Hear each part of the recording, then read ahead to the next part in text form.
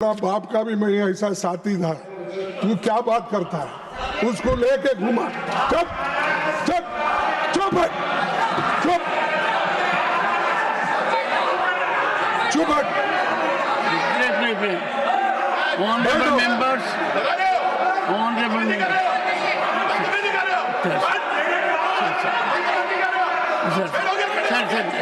Sir एक second. Neeraj Shekhar ji, Neeraj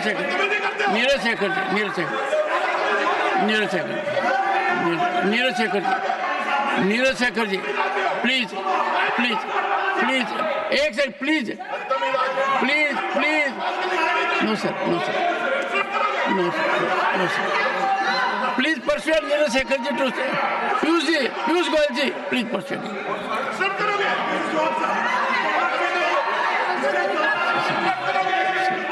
One second.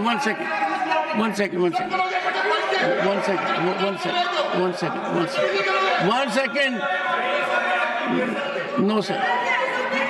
नहीं sir, no sir.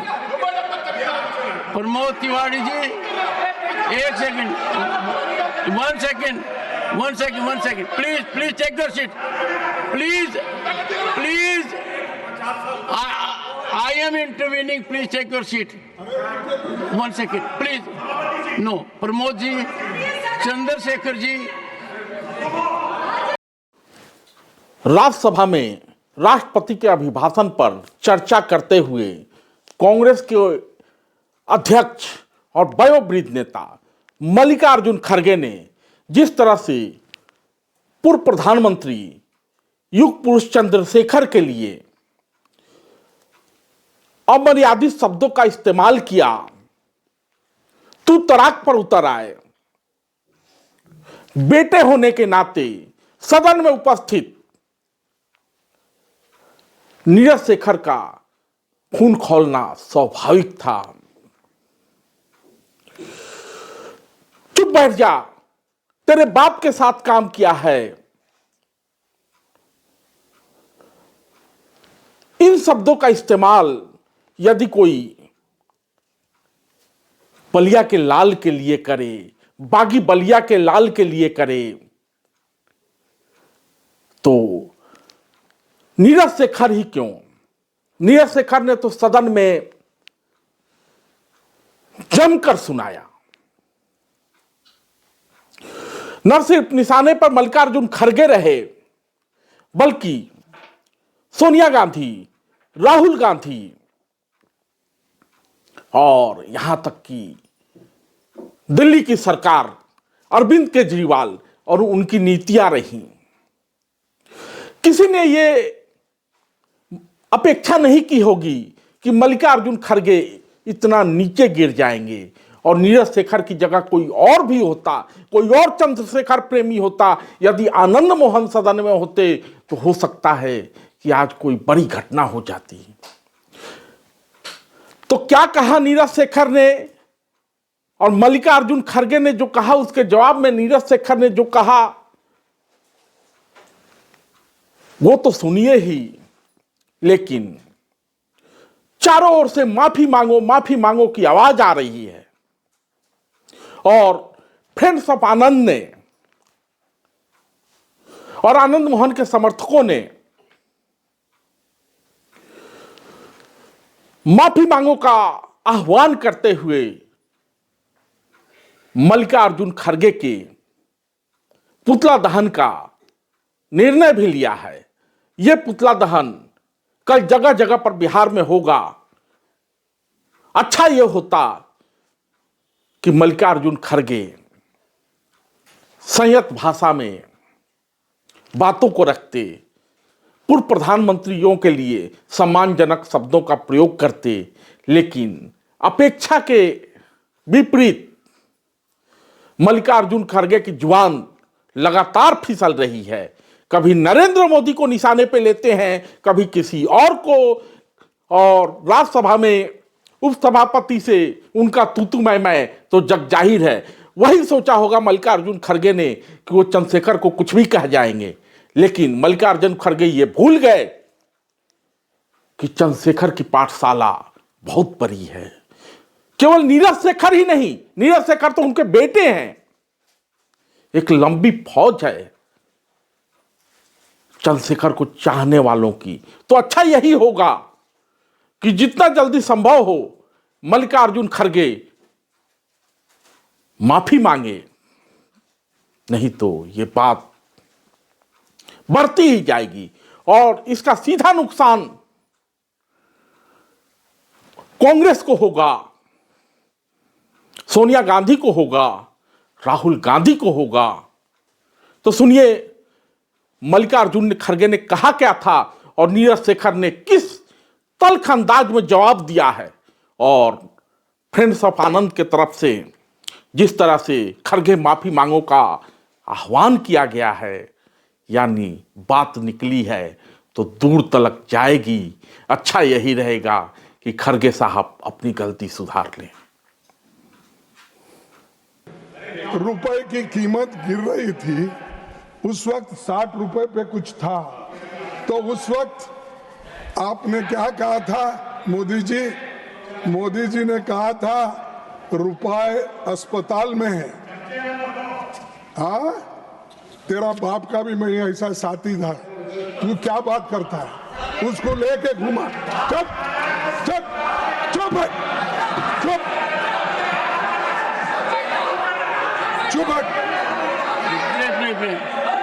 Honorable members, honorable members.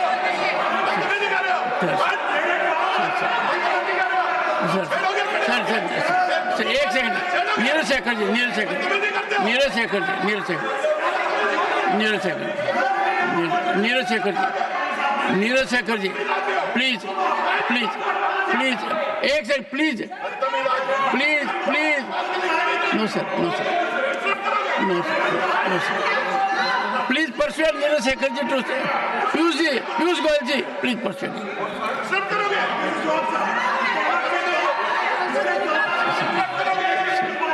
One second. No,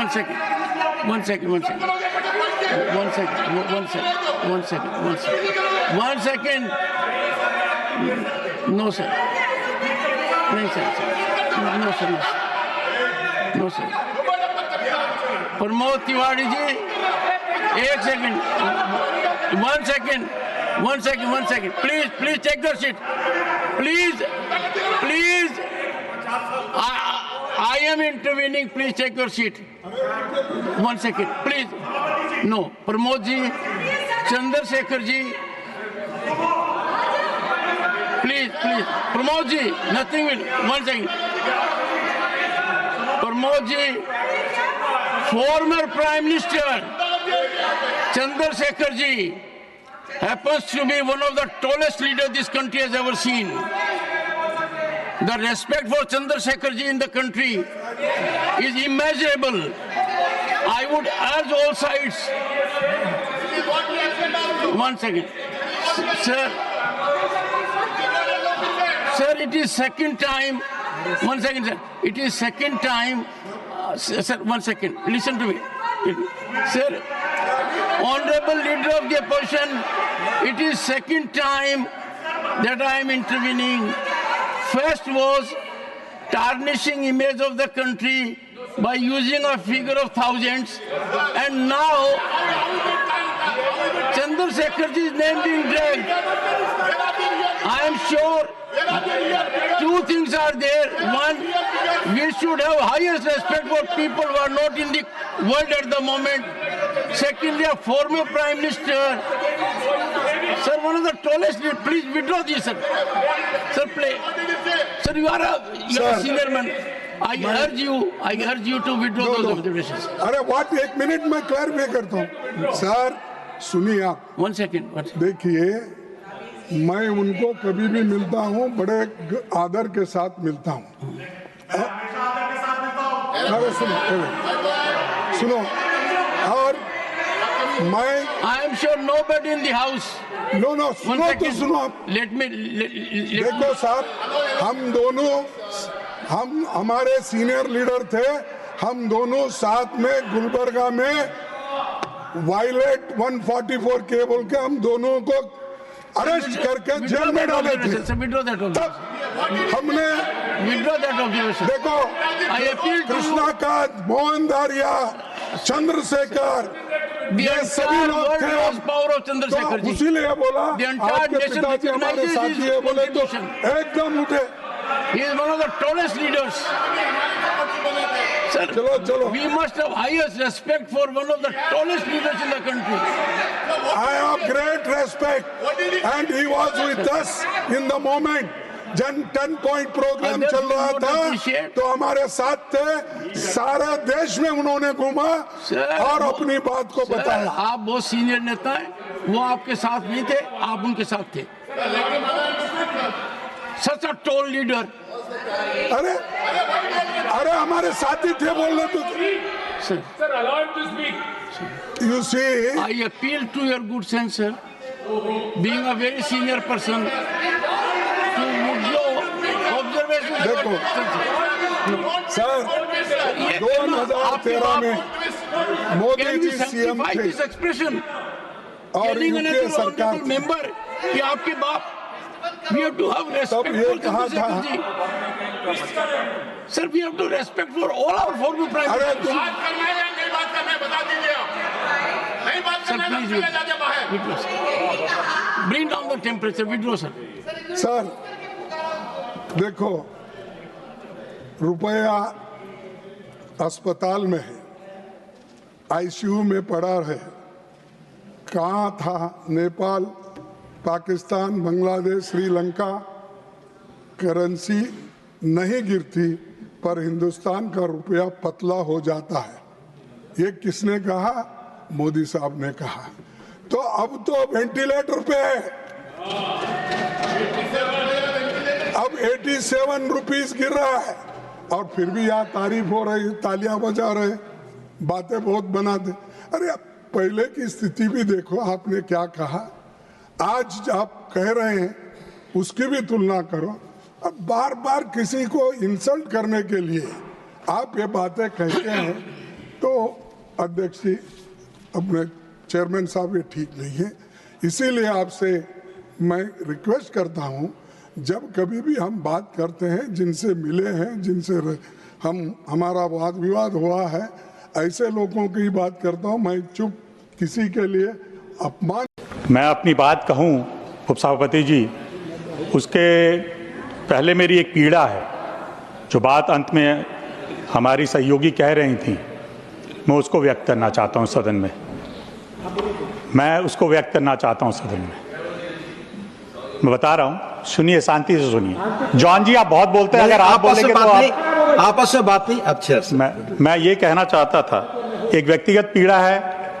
राष्ट्रपति के अभिभाषण के बाद हमारे कुछ विपक्ष के वरिष्ठ नेता बाहर गए, प्रेस के सामने जो उन्होंने वक्तव्य दिए, उससे मैं व्यक्तिगत रूप से तो दुखी है ही हूं। मेरे अलावा मेरे ख्याल से देश के हर एक व्यक्ति उससे दुखी है। एक ऐसी टिप्पणी इस देश की प्रथम नागरिक के बारे में ये कहना कि पुअर लेडी, ये शोभा देता है। ये बहुत बहुत दुखद बात है। इस देश में पहली बार जनजाति समाज से आई एक नेत्री इस देश की राष्ट्रपति बनी, उससे पीड़ा हो रही है इन लोगों को। दूसरे नेता बोलते हैं कि भाषण बड़ा बोरिंग था, राष्ट्रपति का अभिभाषण बोरिंग था। मैं चाहता हूं हमारे वरिष्ठ नेता खड़गे जी यहां बैठे हुए हैं, वो अपने नेता को समझाएं कि राष्ट्रपति का अभिभाषण मनोरंजन के लिए नहीं होता है, वो बहुत एक संजीदा चीज है जिसको उनको समझना पड़ेगा। देश के भविष्य, ये एक दस्तावेज है जो देश के भविष्य और जो पिछले 1 साल में काम हुए हैं हमारी सरकार ने किए, उसको बताया जाता है। ये मनोरंजन के लिए नहीं, इसमें चुटकुले नहीं होंगे कि उनका मनोरंजन किया जाए। इससे ये मेरी पीड़ा है। अभिभाषण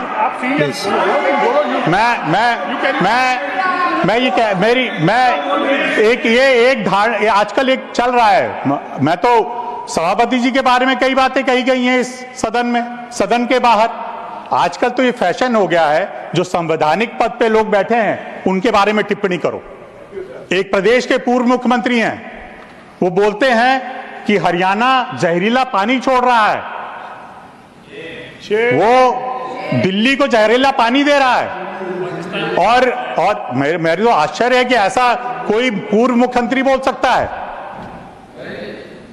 मैं तो आश्चर्यचकित हूं। लेकिन जब वो ईसी के पास उनको बुलाया गया, जब बाहर निकले तो उनकी आवाज ही बदल गई, क्योंकि वो क्षमा मांगने वाले हमेशा मुख्यमंत्री रहे हैं, जो हमेशा क्षमा मांगते हैं। एक धारणा बन गई है, उनको चिंता थी। वो कहते थे, भाषण दे रहे थे कि इसलिए ईसी ऐसा काम कर रहे हैं क्योंकि उनको अपने भविष्य की, कुछ दिनों बाद रिटायर हो जाएंगे, उनको अपनी भविष्य की चिंता है। वो अपनी भविष्य की चिंता करें। 8 तारीख को दिल्ली की जनता उनको हमेशा के लिए विदा कर देगी। वो अपनी चिंता करें, दूसरों की चिंता ना करें। मैं इसलिए हैरान हूं कि ऐसे ऐसे वक्तव्य दिए जा रहे हैं चुनाव के समय। हमारे साथी बोल रहे हैं ये विषय नहीं है, यही विषय है और कोई विषय नहीं है। राष्ट्रपति के अभिभाषण में देश का हर चीज व्यक्त की जा सकती है, यही तो है। अब दिल्ली की बात हो रही तो चिंता हो रही है इन लोगों को। इसलिए चिंता हो रही है कि दिल्ली से विदा हो रहे हैं अब ये लोग। जो दिल्ली ने देखा है पिछले 10 सालों में, उससे विदा हो रहे तो इनको चिंता हो रही है। दिल्ली पे मैं बाद में आऊंगा, जरूर आऊंगा। और यही दिल्ली के बाद बिहार, उत्तर प्रदेश, सब पे आऊंगा मैं। क्यों नहीं आया? प्लीज आपस नहीं, आप मैं टिप्पणी नहीं, प्लीज। मैं जानता हूं कि इनको चिंता क्यों हो रही है। वो बात महामहिम ने अपने भाषण में कहा था कि जब तीसरी बार मोदी जी की सरकार आई है तो 3 गुना गति से काम कर रही है। उससे इन लोगों को चिंता हो रही है, क्योंकि इनको अपना भविष्य दिखाई नहीं दे रहा है। पहले सोचते थे कि 29 में आ जाएंगे, अब तो इनको दिखाई नहीं दे रहा कि कब आएंगे कब नहीं आएंगे। तो इसलिए इनको परेशानी हो रही है, इसीलिए ऐसे वक्तव्य दिए जा रहे हैं। मैं जो हमारे महामहिम ने अपने भाषण में बोला उसको बताना चाहता हूं। उन्होंने जो सबसे पहली बात कही, उन्होंने आवास की बात करी। भाषण में जब उन्होंने विकास की बात की, सबसे पहले आवास क्यों कहा उन्होंने? वो व्यक्ति, हमारी सरकार ये मानती है और माननीय प्रधानमंत्री जी ने बार बार कहा है कि उनका लक्ष्य है कि हर इस देश के एक नागरिक के सर पर पक्की छत हो। सबसे पहले उन्होंने अपने क्या कैबिनेट में पास किया कि 3 करोड़ नए घर हम बनाएंगे। इसलिए क्योंकि वो जानते हैं कि पीड़ा क्या है आम नागरिक की। आज परिवार चाहता कि उसके सर पर पक्की छत हो, खाने को भोजन मिले। बार बार ये कहा जाता है कि आप लोग तो बार बार ये कहते हैं 80 करोड़ लोगों को राशन दिया जाता है, तो क्या ये 80 करोड़ लोग गरीब हैं? इन लोगों को इतना समझ में नहीं आता है कि सरकार का क्या दायित्व है, क्योंकि इन लोगों ने 65 साल में अपना सरकार का जो धर्म था वो तो निभाया नहीं। इसलिए इनको पता तो है नहीं, इसलिए इन लोग कभी काम किया नहीं। इन्होंने आम लोगों के लिए, गरीबों के लिए कभी काम किया नहीं। अब इसीलिए मैं कह रहा हूं 80 करोड़ लोगों को इसलिए राशन दिया जाता है। एक चीज होती है हैंड होल्डिंग, जो भारत सरकार को करना चाहिए, जो अपने देश के नागरिक है उनकी मदद करना, उनका सहयोग करना। हम फ्री में राशन नहीं बटा रहे, हमारे दायित्व और कर्तव्य है कि अपने गरीब लोगों को सहयोग करें, उनके साथ ले। ये नारा नहीं है सिर्फ गरीबी हटाओ। आज हमारी सरकार ने करके दिखाया है। महामहिम ने अपने भाषण में कहा है 25 करोड़ लोग गरीबी रेखा से ऊपर उठे। ये हमने करके दिखाया है इन 10 सालों में, और यही हमारे इस दस्तावेज में है। हमारे अब साथी बोलेंगे क्या है, ये भाषण हो रहा है? ये भाषण ही होना है, इसमें यही करना है। मैं उसके बाद मैं जो एक बहुत अच्छी योजना स्वामित्व की जो शुरू की है हमारी सरकार ने, इसलिए मैं कहना चाहता हूं, मैं वो बात नहीं रिपीट करूंगा जो हमारी सहयोगी ने कह चुकी हैं। मैं नई जो और चीजें भाषण में थी उनके बारे में कहूंगा। स्वामित्व योजना मैं मानता हूं बहुत महत्वपूर्ण है हमारे ग्रामीण लोगों के लिए, क्योंकि आज जब हम लोग अपने क्षेत्र में जाते हैं तो हमको दिखाई देता है कि आपस में सबसे ज्यादा लड़ाई होती है अपनी जमीन के बारे में। रोज हमें कहा जाता है कि तहसील में हम बात कर लीजिए कि हमारा ये जमीन का ये है, हमारी जमीन के अंदर वो घुस रहा है। सबसे ज्यादा आज आप जानते हैं, आप खुद बलिया से आते हैं, आप सब जानते हैं कि ग्रामीण इलाकों में क्या हालत है आज। तो इसलिए जो माननीय प्रधानमंत्री ने इसको सोचा, जो कभी किसी ने नहीं सोचा। आज करीब 6.5 करोड़ लोगों को 6.5 लाख विलेजेस हैं, जिसमें करीब 1.25 करोड़ लोगों को स्वामित्व का सर्टिफिकेट दिया जा चुका है और पिछले 6 महीनों में 70 लाख लोगों को दिया गया है। आज उनके पास एक दस्तावेज है, सरकारी दस्तावेज है, जो अपनी जमीन का स्वामित्व, उसको पता है कि मेरी जमीन कितनी है। ये बहुत महत्वपूर्ण योजना है, इसको कई लोग मजाक में लेते हैं। मैं इसीलिए कह रहा हूं, ऐसी समस्याएं जिसको ये आजादी के तुरंत बाद ये होना चाहिए था, नहीं हुआ। क्यों? क्योंकि ऐसे लोग उस समय सत्ता में थे जो ना गांव को जानते थे, ना इस देश के गरीब को जानते थे, और उन लोगों ने उस तरह से योजनाएं बनाई। मैं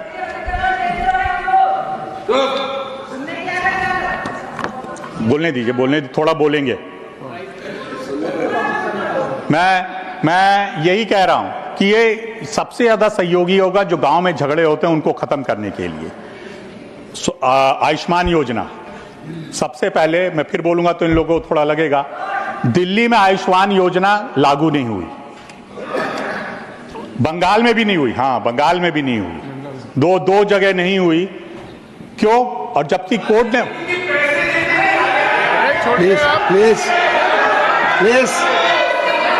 please take your seat. Sushmita ji please take your seat. Gokhale ji please take. माननीय नीरज जी, मैं आपस में बात प्लीज। आयुष्मान योजना, जहां हर परिवार को 5 लाख रुपए इलाज के लिए, उसको योजना को अगर आप नहीं लागू करने हैं तो ये आप अपराध कर रहे हैं। उस क्षेत्र की जनता के साथ आप अपराध कर रहे हैं। अब माननीय प्रधानमंत्री ने एक और चीज उसमें जोड़ दी, करीब 6 करोड़ लोग जो 70 साल से ऊपर हैं, उनको भी, जो किसी जाति, किसी धर्म, किसी वर्ग, कोई भी, अगर उनको किसी सूची में नहीं होना है, जो भी 70 साल से ऊपर है वो इस योजना से जुड़ जाता है। उसको 70 लाख, उन 6 करोड़ लोगों को भी 5 लाख रुपए की योजना से जोड़ा जाएगा। मैं ये कहना चाहता हूं कि कई चीजें हमारी सरकार ने इन 10 सालों में की है। आयुष्मान मुद्रा योजना, आज पहले उसमें कितना था? पहले 10 लाख, पहले और कम था, फिर उसको 10 लाख किया गया।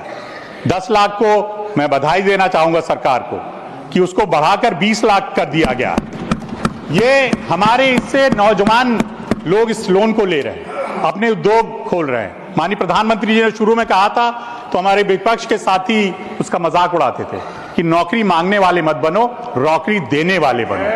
ये काम माननीय हमारी सरकार और माननीय प्रधानमंत्री जी कर रहे हैं कि कैसे नौकरी देने वाले 20 लाख रुपए में आज नए लोग अपना काम धंधा शुरू कर रहे हैं, नए लोग और लोगों को रख रहे हैं और बढ़ रहे हैं। कई लोग ऐसे, मैं उदाहरण में आपको अपने जिले से दे सकता हूं, जिन्होंने लोन लेकर आज अच्छी जगह तक पहुंच गए हैं। वो लोग समाज में उनका नाम हो गया है, वो लोग आज बधाई देते हैं माननीय प्रधानमंत्री जी को। मुद्रा योजना थी इसके का। रेलवे के बारे में मैं कहना चाहूंगा, आज अपने अभिभाषण में बोला कि अब वो रेलवे लाइन बन रही जो कन्याकुमारी से कश्मीर तक जोड़ेगी। हम लोग हमेशा ये माने हैं कि भारत एक है और इसको जोड़ने वाली चीज रेलवे है। आज चिनाब पे सबसे ऊंचा पुल बन रहा है, विश्व में सबसे ऊंचा। आज हम लोग रेलवे में कहां पहुंच गए हैं, क्योंकि मैं खुद रेलवे से बहुत चलता हूं। रेल यात्रा, क्योंकि हमने अपने पिता से सीखा है, रेल यात्रा मैं अभी भी करता हूं। हवाई जहाज में कम चलता हूं, रेलवे में ज्यादा चलता हूं, क्योंकि रेल आप उसमें जाते हैं तो आम जो इस देश के लोग हैं उनसे आप मिल सकते हैं, उनको जान सकते हैं, उनकी समस्याओं को जान सकते हैं। रेलवे में जितना सुधार ये पिछले 10 सालों में हुआ था उससे पहले कभी नहीं हुआ।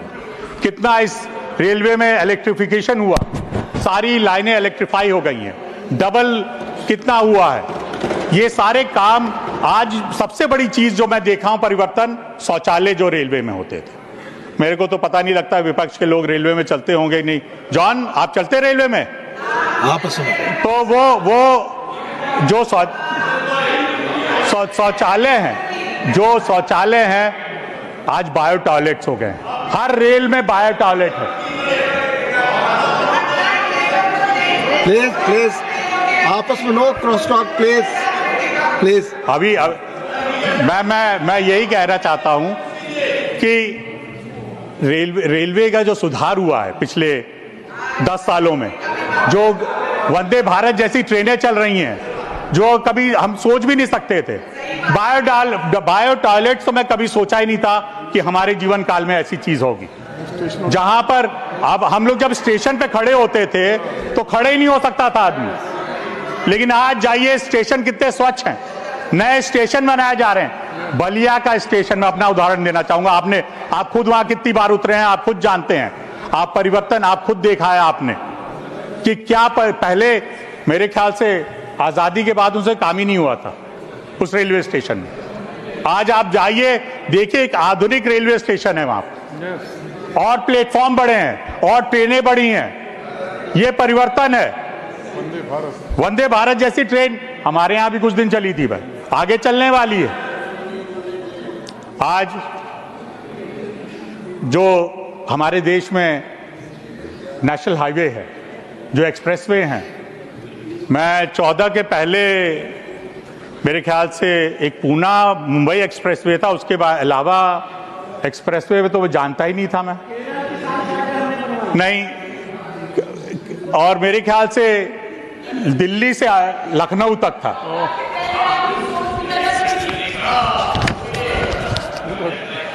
कौन सी सोच की बात कर रहे हैं? अब मैं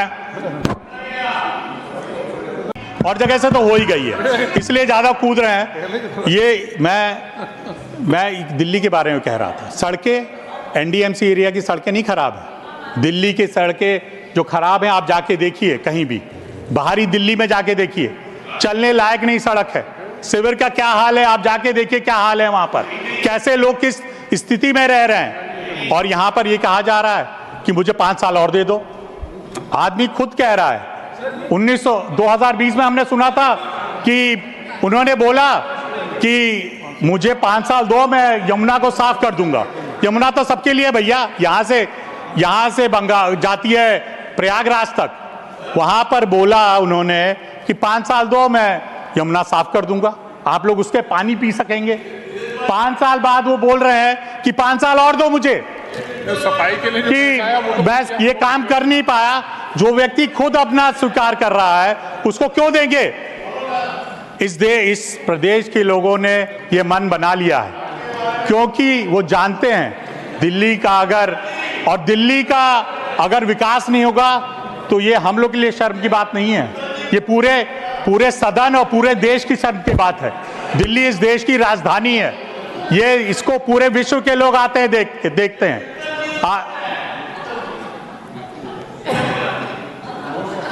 वो समझ रहे हैं, वो इसलिए बोल नहीं रहे हो, जानते हैं सच्चाई को।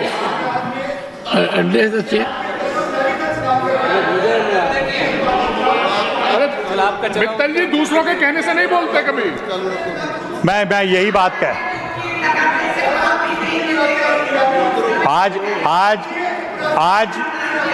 आज यहाँ पर घोटाले हो रहे हैं, यहाँ शराब घोटाला हो रहा है, यहाँ करीब लैंड घोटाला हो रहा है, और यहाँ का पैसा कहीं और लगाया जा रहा है।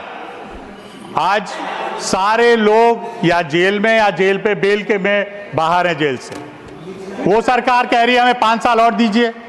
ऐसा कैसे हो सकता है? मैं यही कहना चाहता हूं, मैं पता नहीं क्यों तेजी